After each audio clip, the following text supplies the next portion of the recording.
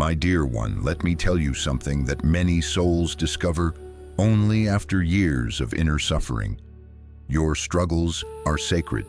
They are not wounds to be displayed to the world, nor confessions to be scattered among those who have not yet awakened to compassion. Your inner battles are the silent classrooms where God Himself instructs you through experience, intuition, and the mysterious whisper of the soul. And because these struggles are a divine part of your evolution, you must be very careful about whom you allow to witness them. Throughout my life, I saw countless seekers open their hearts to the wrong people, individuals who lacked understanding, purity, or goodwill. As a result, their flame of courage weakened, their clarity dissolved, and their spiritual progress slowed. You see, when you reveal your deepest hurt, you are offering someone access to the most delicate vibration of your consciousness. And not everyone knows how to hold such a fragile gift. Some crush it with judgment, others stain it with gossip, and many project their own fears onto your wounds. Your soul is like a young lotus. When it is blooming, it must be protected from harsh winds and careless hands. If you expose a growing blossom too soon, its petals may tear. Likewise, if you express every doubt, every sorrow, every confusion to anyone who simply appears willing to listen, you risk allowing their unresolved negativity to interfere with your inner healing. There are souls who carry peace within them, and there are souls who carry storms. Be very mindful of which ones you invite into the temple of your heart. When I walked the path of spiritual discipline, I learned that silence is not isolation. It is preservation. It is the shield of the soul. Some struggles are meant to be shared only with God, with your higher self, or with a wise and loving guide who truly seeks your upliftment. For your consciousness is still shaping itself, forming new patterns of strength and clarity. And if you give people the unfinished sculpture too soon, they will often comment, criticize, or misinterpret it before you even understand it yourself. Remember this: energy is highly contagious. A single word spoken by someone unconscious can plant a seed of self-doubt that takes months, sometimes years, to uproot. I have seen seekers come to me crushed not by their challenges, but by the careless advice or insensitive reactions of those they trusted. Do not give the key of your inner world to those who do not know how to enter reverently. Your struggles are a sacred dialogue between you and the infinite. Honor them, protect them, and choose with great discernment the few souls who have earned the right to hear the whispers of your heart. My beloved friend, now let me guide you deeper into this sacred understanding, for the soul grows not only through what it shares, but through what it withholds with wisdom. When you walk through life with open innocence, you may feel that expressing your pain to anyone who listens is a form of honesty. But honesty without discernment becomes vulnerability without purpose, and vulnerability, when placed in unclean hands, turns into a weapon used against you. There are certain types of people, specific soul temperaments, that you must never reveal your inner struggles to, not because they are evil, but because their consciousness cannot yet support the delicate weight of another's suffering. It is like offering a crystal chalice to someone who has only ever held stones. They do not intentionally break it. They simply do not know its value. Let me tell you what truly happens when the heart confides in the wrong ear. Your inner world, still forming itself, still vibrating with sensitivity, becomes subject to the emotional climate of that person. If their heart is unsettled, your struggle becomes tangled with their confusion. If their ego is strong, your pain becomes a story they interpret through their own wounds. If they lack empathy, your truth becomes a burden they carelessly drop. And in all these cases, the result is the same. Your spiritual growth becomes disrupted. The world is full of people who speak quickly but listen poorly, people who interpret rather than understand, people who absorb your sorrow not with compassion, but with curiosity, judgment, or even jealousy. And there are others, many more than you might imagine, who are so deeply disconnected from their own soul that they instinctively diminish the sacred sincerity you offer them. I learned early in my spiritual journey that not every person who appears gentle is safe, and not every person who appears strong can protect what is delicate. Some souls have not yet cultivated the purity required to handle the pain of others. Their perception is cloudy. Their wisdom is young. Their intentions are unconsciously self-centered. They may embody kindness on the surface, yet lack the interior stillness needed to hold another's sorrow without distorting it. When you reveal a struggle, you are extending a thread from your inner self to another's consciousness, and that thread becomes a channel through which energy flows both ways. If the person is wise, compassionate, and spiritually grounded, their energy strengthens you. But if the person is anxious, reactive, ego-driven, or spiritually asleep, their vibration seeps back into your sensitive state, draining your clarity and weakening your determination. This is why I always tell my disciples, seek solitude before seeking an audience. Speak to God before speaking to a person. Let your intuition calm the waters before you allow anyone else to stir them. Peace comes not from being heard, but from being aligned with your inner truth. Your struggles are not meant to be scattered like seeds on barren soil. They must be planted only where they can grow, within souls capable of nurturing, uplifting, and guarding your spiritual transformation. And so, my dear one, to protect your inner light, you must learn to recognize those 7 types of people who should never be entrusted with your deepest wounds. If you are ready, I will reveal each of them to you, one by one, with the clarity your soul deserves. Now, my dear one, listen carefully, for I will reveal the first type of person to whom you must never reveal your inner struggles. This is the person driven by ego. Such a soul cannot hold another's pain with reverence, because they see all experiences through the lens of their own desires and fears. When you share your difficulties with them, they unconsciously compare, judge, or twist your truth to reflect their own insecurities. Their ears may hear your words, but their heart cannot hold them. The thread you extend is absorbed by their ego, not nurtured by understanding, and your energy may return weakened, burdened by their projection. The second type of person is the one who thrives on drama or emotional chaos. These souls unconsciously seek intensity and crisis because it excites their mind and inflames their passions. When you confide your struggles to them, they often exaggerate, react, or dramatize the situation. Your sacred burden becomes a spectacle, and the vibration of your pain is amplified in ways that do not serve your growth. You may feel lighter temporarily, but in truth, the chaos seeds doubt, anxiety, and confusion within you. The third type is the habitual critic or cynic. This person always evaluates life with skepticism or sarcasm. Your inner battles, when shared with them, are met with doubt, dismissal, or harsh critique. The energy that should support your healing becomes replaced with discouragement, making you question yourself unnecessarily. Yogananda taught that your soul is a garden. Do not allow weeds of negativity to take root in the fertile soil of your heart. The fourth type is the person who lacks empathy. Some souls are simply not attuned to the feelings of others. They may nod or listen, but they cannot enter the depth of your experience. Their response is mechanical or distracted, their attention divided, and their energy offers no sanctuary. Revealing your inner life to such a person leaves your heart exposed, unprotected, and unacknowledged. Your suffering is not diminished. It is merely observed without comprehension.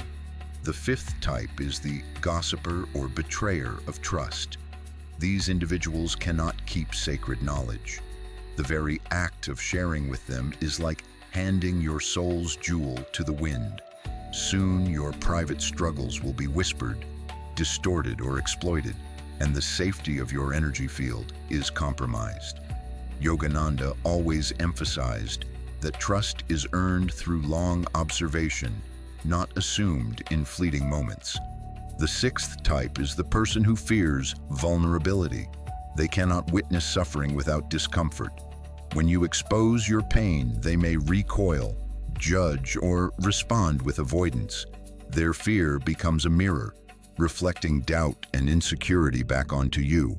In such interactions, your sacred burden is neither supported nor understood, and the resonance of your struggle reverberates in isolation rather than healing. Finally, the seventh type is the soul that is spiritually asleep. These are individuals who are disconnected from their higher consciousness, who live primarily in fear, desire, or distraction. When you confide in them, your struggles are not elevated. They are contaminated by unconscious energy. Your sacred dialogue with life loses its clarity, and your energy field may contract instead of expand.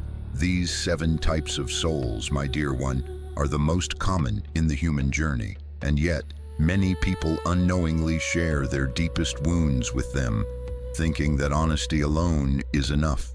It is not.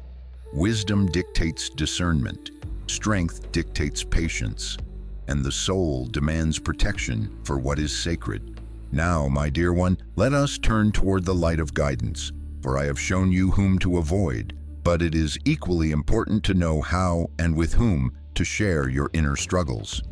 To share wisely is a sacred art, a discipline of the soul. When done correctly, your burdens do not overwhelm you. Instead, they transform into bridges of growth, insight, and divine understanding. The first truth I want you to know is that not all sharing is equal. There is a difference between confessing recklessly and offering your struggles with awareness. Reckless confession is like scattering seeds in the wind without knowing the soil. They may grow in toxicity rather than in nourishment. But conscious sharing is like planting seeds in carefully prepared ground, where light, water, and care allow growth. Therefore, the question is never only, should I speak, but rather, to whom and in what manner should I reveal my soul's truths? You must first approach your higher self, God, or the divine within. I have always told my disciples, God is the safest listener, the most understanding counselor. Within the silent chambers of your heart, speak freely. Do not fear judgment, distortion, or misinterpretation. Your pain, your doubts, your confusion, all are sacred dialogues between you and the infinite. Prayer, meditation, or inner journaling become instruments to cleanse the mind, release tension, and illuminate clarity. In this sacred space, your struggles lose their power to wound and begin to transform into wisdom. Next, choose companions of the heart with great discernment. These are souls who carry light, wisdom, and deep compassion. They are rare, yet they exist. When you share with them, your inner world is received with reverence. Their listening is steady, their presence supportive, and their energy stabilizing. In their presence, your mind rests, your emotions flow without resistance, and your consciousness expands instead of contracting. These are not friends or family chosen by convenience, but souls who have demonstrated a maturity of heart, understanding of life, and commitment to spiritual growth. Furthermore, you must share selectively, gradually, and with intention. Do not unload all at once, for even the wisest soul must absorb delicately. Like a river slowly carving a valley, the process must be measured. Speak of what is necessary, what can be held without overwhelming, and always observe the response of the other soul. If you sense discomfort, confusion, or judgment, retreat gently. The sacred dialogue is preserved, and your energy remains protected. Another principle is sharing through guidance rather than venting. When you speak of your struggles, frame them not only as pain, but as opportunities for insight. Reflect aloud on lessons learned, the strength being cultivated, or the subtle ways the divine is guiding you. This elevates the conversation from complaint to communion. It allows your struggles to serve as teaching, moments not just for yourself, but for those attuned to the higher purpose of existence. Finally, remember that silence remains the ultimate companion. Even with the right people, not everything needs to be spoken. Some truths are better held in the stillness of your heart, observed in meditation, or surrendered to the infinite. There is power in containing your inner struggles until the time, place, and soul are aligned perfectly. In this sacred patience, your energy is conserved, your clarity preserved, and your spiritual essence strengthened. Now, my dear one, I will share with you the ultimate secret, how to transform your struggles into spiritual power. This is the culmination of wisdom, the path by which your inner battles no longer weaken you, but instead become the very fuel of your growth, the light that guides your soul, and the shield that protects your consciousness. First, understand that every struggle contains a hidden lesson, a divine message. Pain is never meaningless. It is the hand of the infinite shaping your character, revealing the depth of your spirit, and teaching you the subtle laws of life. When you embrace this truth, your struggles are no longer burdens. They are tools, sacred instruments for awakening. I have taught that what you resist weakens you. What you accept illuminates you. To share your struggles wisely, you must first accept them fully within yourself. Let them be your teachers before they are shared with anyone else. Second, channel your energy through meditation and contemplation. In the quiet of your soul, let the struggles speak their truth without fear, without judgment. Visualize each difficulty as a radiant flame being transformed into light. See your pain as a seed of wisdom, growing within the fertile soil of your consciousness. When you do this, even if you later share aspects of your journey with the right person, your struggles no longer carry the weight of suffering. They carry the vibration of insight, courage, and divine understanding. Third, cultivate emotional mastery. Yogananda always emphasized that our outer world is shaped by our inner state. Anger, fear, resentment, or desperation, when projected outward, can contaminate the energy of those around you. But when transformed into compassion, patience, and understanding, your struggles radiate healing energy. You will find that even when you speak of your challenges with a wise soul, your words do not burden. They inspire, illuminate, and strengthen both you and the listener. Fourth, practice discerned sharing. Only offer what is essential, and only to those who have demonstrated spiritual maturity, empathy, and respect. Speak slowly, thoughtfully, and with awareness of your own energy. Allow the conversation to flow like a sacred river, where each word nourishes rather than drains. Observe the response of the other soul carefully. If you sense disturbance, fear, or misunderstanding, withdraw gently. Remember, your inner life is sacred. It must be entrusted only to those who honor it. Finally, surrender the rest to the infinite. Even after sharing, let the divine carry the burden of your struggles. Trust that the universe, God, or your higher self will harmonize and transform the unseen energies of your heart. Know that no judgment, no gossip, no misunderstanding can touch the essence of your soul. By aligning yourself with this divine presence, your struggles become your strength, your shield, and your teacher. They empower you rather than diminish you, and they radiate light instead of darkness. My beloved, remember this always. Your inner world is your most sacred temple. Guard it with wisdom, cultivate it with love, share it with discernment, and transform it through the divine. Those who truly deserve to witness your soul will come when the time is right. And when they do, Your struggles will shine as the eternal proof of your courage, your wisdom, and your connection to the infinite.